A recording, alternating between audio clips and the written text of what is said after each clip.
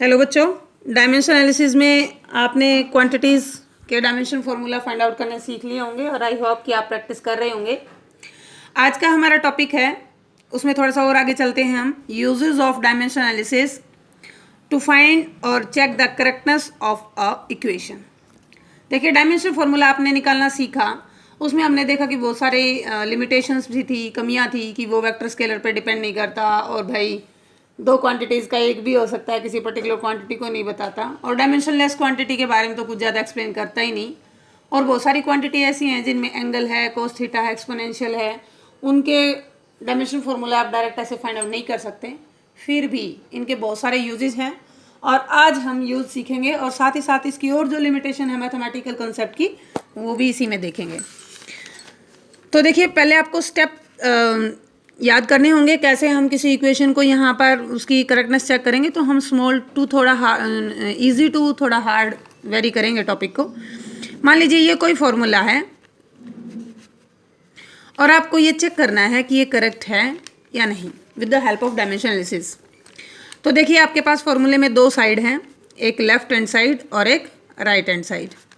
दोनों साइड में हमें डायमेंशन फार्मूला रख के उन फिजिकल क्वांटिटीज़ के चेक करने हैं। अगर दोनों साइड डायमेंशन सेम आ जाती हैं तो हमारा फार्मूला करेक्ट है या हमारी इक्वेशन करेक्ट है, और अगर दोनों साइड सेम नहीं आते हैं तो इसका मतलब हमारी इक्वेशन करेक्ट नहीं है। तो सबसे पहले हम लेफ्ट हैंड साइड लेंगे। एक्चुअली आपको पेपर में दिया होता है, क्वेश्चन में दिया होता है कि जो फिजिकल क्वांटिटी आपने लिखी वो क्या है। F = mv²/r, ये सेंटीपिटल फोर्स होता है। इसमें F की वैल्यू फोर्स, M मास, V वेलोसिटी और R रेडियस होती है।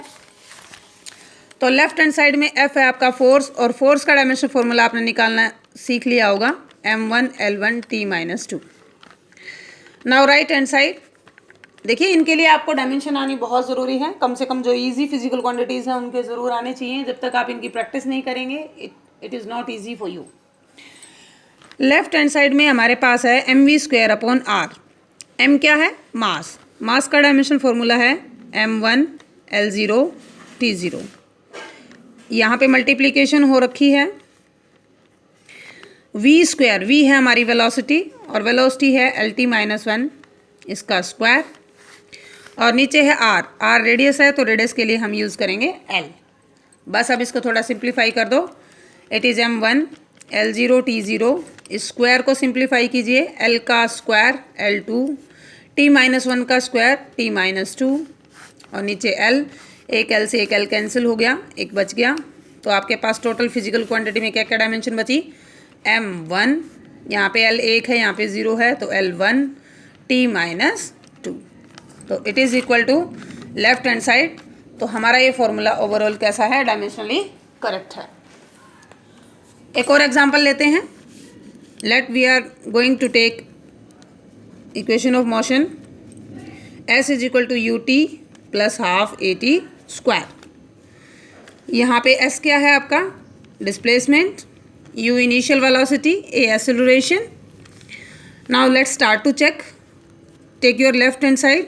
लेफ्ट हैंड साइड में हमारे पास डिस्प्लेसमेंट है।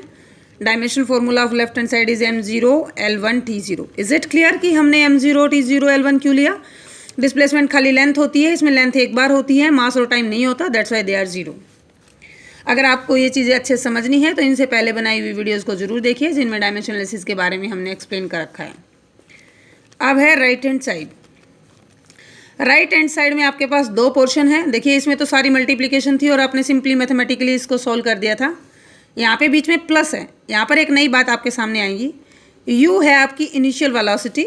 वेलोसिटी का डायमेंशन फार्मूला होता है LT-1 इंटू, इसके साथ मल्टीप्लाई में है t का डायमेंशन फार्मूला होता है T1।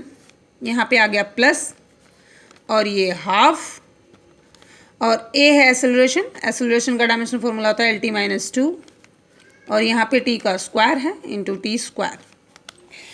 यहाँ पर आपको थोड़ा मैथमेटिकल कॉन्सेप्ट से थोड़ा सा अलग तरीके से इसको याद करना होगा। देखिए, क्योंकि ये मैथमेटिकल कॉन्सेप्ट नहीं है, डायमेंशंस हैं, तो इनका जो मैथ के ऑपरेशन होते हैं प्लस और माइनस, और जैसे यहाँ पर ये हाफ मल्टीप्लाई है, हाफ मल्टीप्लाई का मतलब ये बिल्कुल भी नहीं है कि ये आधा हो जाएगा, नहीं।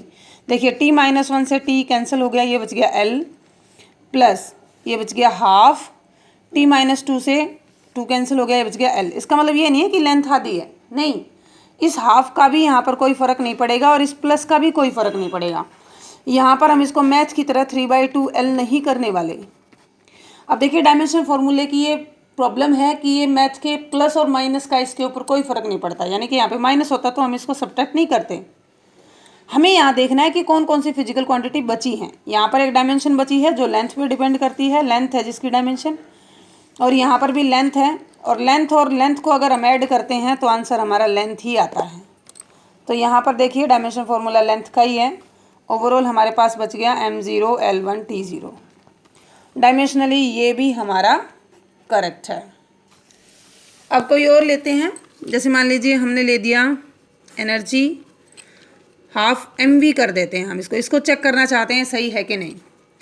E एनर्जी है, एनर्जी का डायमेंशन फॉर्मूला आपने याद किया होगा, m1 L2 T-2 is equal to half, m mass है, dimension formula m1, v velocity है, LT-1, हाफ का कोई फ़र्क नहीं पड़ने वाला डायमेंशन पे, तो ओवरऑल डायमेंशन होगी m1 L1 T-1। ये दोनों इक्वल नहीं है डायमेंशनली।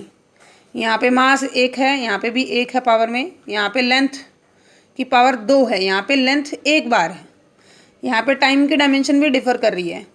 तो our left hand side is not equal to right hand side, so why this equation is not correct, this formula is not correct. हम जानते हैं कि काइनेटिक एनर्जी का फॉर्मूला हाफ mv² होता है। अगर आप v² लेके चेक करेंगे तो ये ठीक हो जाएगा। तो इस तरीके से आप इन इक्वेशन की करेक्टनेस और को चेक करने के लिए और दूसरी इक्वेशन बनाएं और उनको वेरीफाई करके देखें। एक तरह से साइंटिफिक काम आपके लिए चल रहा है। तो किताबों में से और एग्जांपल देखें, बुक्स में से, और या ढूंढे कहीं और, बनाएं अपने फॉर्मूले और उनको चेक करके देखें। इनकी प्रैक्टिस करते रहिएगा। अगर वीडियो पसंद आई तो लाइक, शेयर और सब्सक्राइब जरूर कीजिए। डायमेंशन का कंसेप्ट अगर क्लियर नहीं है तो इससे पहले बनी हुई वीडियो ज़रूर देखिएगा। Thanks for watching and keep watching.